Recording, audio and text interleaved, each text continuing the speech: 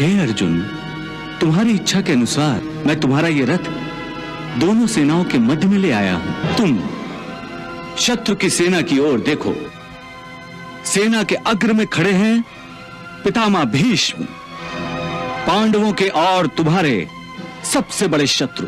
अब तुम अपने दूसरे महाशत्रु को देख लो, आचार्य द्रोण, तुम्हारे गुरुदेव, और उनकी दाईं ओर युवराज दुर्योधन। तुम अब भी नपुंसक की भांति बोल रहे हो। भूमि के बीच खड़े होकर जो भाषा बोल रहे हो वो किसी योद्धा की भाषा नहीं।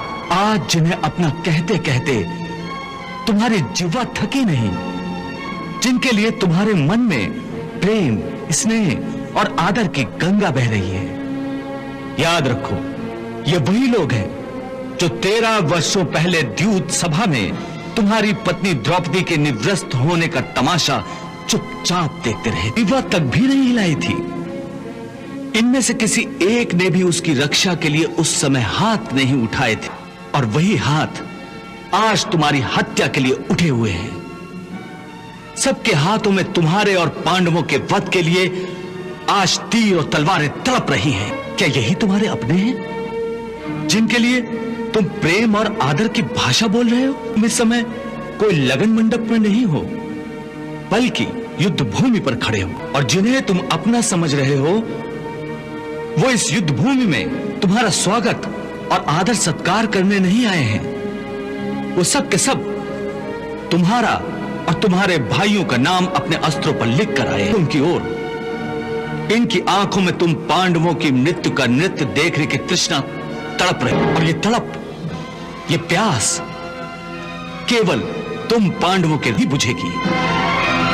देखो उनके तेवर, देखो ये विषैले बाण किस किस को अपना निशाना बनाने के लिए उत्सुक है। ये तुम्हारे अपने हैं तो फिर ये तुम्हारे कौन हैं? पराये हैं, शत्रु हैं, जिन्हें तुम कौरवों के निर्दयी शस्त्रों के हवाले कर देना चाहते हो। अरे ये तुम्हारे अपने हैं जो तुम्हारे जीवन और मृत्यु में तुम्हारे साथ हैं। इस समय ये सब तुम्हारी गांडीव की टड़कार सुनने के लिए उत्सुक है।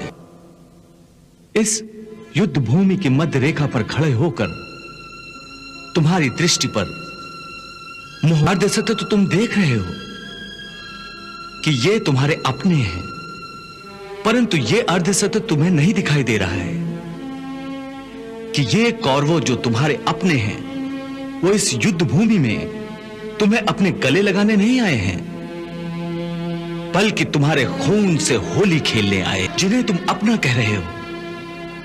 ये कौरवों एक